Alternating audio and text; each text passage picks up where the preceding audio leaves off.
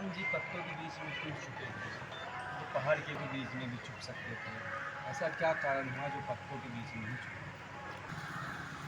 हनुमान जी पत्तों के बीच में छुपने का एक रहस्य था।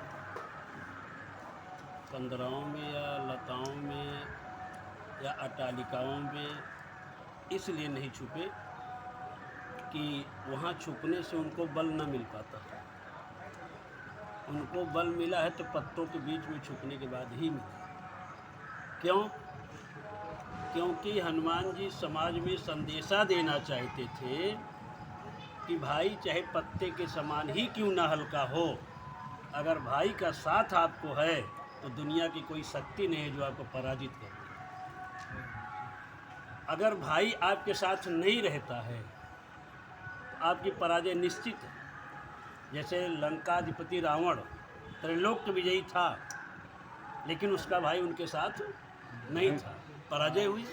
राम जी का भाई राम जी के साथ था। आयुहीन भय सभी पति। आयुहीन भय सब साधु अवज्ञा कर फल ऐसा, जरई नगर अनाथ कर जैसा, जारा नगर निमिष एक माही, एक विभीषण कर गृह। तो कहने का भाव यह है कि अगर भाई के साथ में आप हैं तो आपको संपूर्ण बल मिलता रहेगा, क्योंकि भाई आपकी बाजू है, आपकी भुजा है। तो हनुमान जी का पत्तों का संबंध भाई भाई का है। हनुमान जी का पत्तों से संबंध भाई भाई का है, क्योंकि जिस वृक्ष पर पत्ते जन्म लेते हैं उसी वृक्ष पर बंदर भी जन्म लेता है। बंदर का जन्म कहाँ होता है? पेड़ पर होता है, पेड़ की शाखाओं पर। पेड़ पर होता है, पेड़ की शाखाओं पर होता है। तो अब पत्तों का जन्म कहाँ होता है? शाखा से। पेड़ पर, पेड़ की शाखाओं से होता है। तो पेड़ से जन्म बंदर का होता है, पेड़ से जन्म पत्ते का होता है। इसलिए भाई और भाई का संबंध हनुमान जी का पत्तों से था। इसलिए पत्तों के बीच में मिलकर बैठ करके हनुमान जी ने संदेशा दिया कि भाई चाहे पत्ते के समान ही क्यों ना कमज़ोर हो, हल्का हो, लेकिन अगर आपके साथ है आपकी पराजय नहीं हो सकती। आपकी पीठ में कोई शक्ति ऐसी नहीं है जो धूल लगा दे। इसलिए भाई से संबंध सदैव बना करके रखना चाहिए। ये संदेशा हनुमान जी दे रहे हैं पत्तों के बीच में बैठ कर। अब उसी में तरु पल्लव में रहा लुकाई, करे विचार करो का भाई। कौन सा विचार कर रहे हैं वो? हनुमान जी विचार कर रहे हैं कि जिस लंका में मेरी मैया को अग्नि मांगने से नहीं मिल रही है, क्योंकि उसी समय मैया सीता जी त्रिजटा से कहती है कि मैं अब जीवित रहना नहीं चाहती, अब ये विरह रूपी दुख मुझसे सहन नहीं हो सकता, इसलिए अब जो है आप चिता बना करके मुझको आग लगा, मैं मरना चाहती।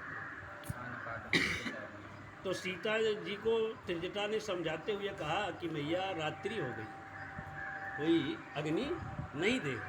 यहाँ द्वैत भाव है। एक तो सायंकाल में मुर्दे को अग्नि नहीं दी जाती, वो धूल होने के बाद जी, सूर्यास्त होने के बाद जी। और दूसरा भाव ये है कि पहले अग्नि छुपा के माताएं रखती थी, उसे दबा के रखती थी, माचिस और लेटर की व्यवस्था नहीं थी। तो रात्रि के समय अपने घर से अग्नि नहीं देती थी, कहती थी हमारे घर की लक्ष्मी चली जाएगी। तो इसलिए वहाँ द्वैत भाव में कहा कि ये अग्नि नहीं मिलेगी। और ये हनुमंत लाल जी दृष्टांत और वचन को सुन रहे थे पत्तों के बीच में बैठ कर। तो हनुमान जी विचार करने लगे, जिस लंका में मेरी मैया को मरने के लिए अग्नि नहीं मिल रही है, उस लंका में मेरी मैया को अन्न जल कहाँ से मिलता है?